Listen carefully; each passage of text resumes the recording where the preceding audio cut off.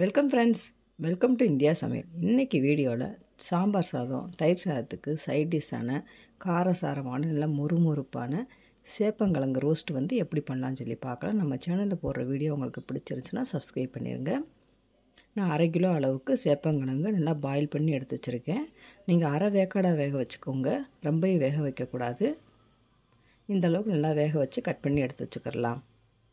இப்போ ஒரு கடாயில் 4 டீஸ்பூன் அளவுக்கு எண்ணெய் சேர்த்துக்கலாம். எண்ணெய் கொஞ்சம் உண்டை சேர்த்துக்கிட்டிங்கன்னா நல்லாயிருக்கும். 1/2 டீஸ்பூன் அளவுக்கு கடுகு உளுந்தம்பருப்பு, 1/2 டீஸ்பூன் அளவுக்கு சோம்பு நல்லா பொரியட்டும். கொஞ்சமாக கறிவேப்பிலை.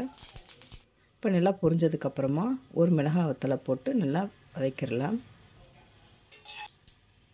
இப்போ பார்த்திங்கன்னா வேக வச்ச சேப்பங்கிழங்கையும் சேர்த்துக்கோங்க.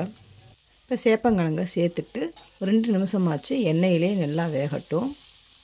இது அப்படியே இருக்கட்டும். இப்போ பார்த்திங்கன்னா எண்ணெயிலே நல்லா ஃப்ரையாக இருக்குது.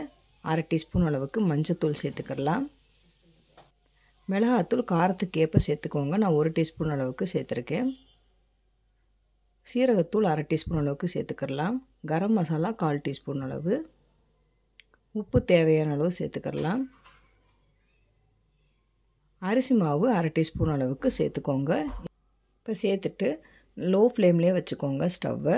ஒரு 5 நிமிஷம் நல்லா மூடி போட்டு நல்லா வேகட்டும். இப்போ பார்த்திங்கன்னா நல்லா ரோஸ்ட் ஆகிருக்கு. நல்லா கிறிஸ்பி ஆகிற அளவுக்கு நல்லா நம்ம வெந்து வரட்டும். கொஞ்சமாக கருவேப்பிலையை தூவி விட்டு சர்வ் பண்ணிங்கன்னா சூப்பரான சேப்பங்கிழங்கு ரோஸ்ட்டு ரெடி ஆயிரும். நீங்களும் இந்த மாதிரி ட்ரை பண்ணி பாருங்கள். ட்ரை பண்ணி பார்த்துட்டு கமெண்ட் பண்ணுங்கள். உங்களுக்கு இந்த வீடியோ பிடிச்சிருந்துச்சுன்னா லைக் பண்ணுங்கள், ஷேர் பண்ணுங்கள், கமெண்ட் பண்ணுங்கள். உங்களை நான் வேறோட சந்திக்கிறேன். பாய். தேங்க்ஸ் ஃபார் வாட்சிங்.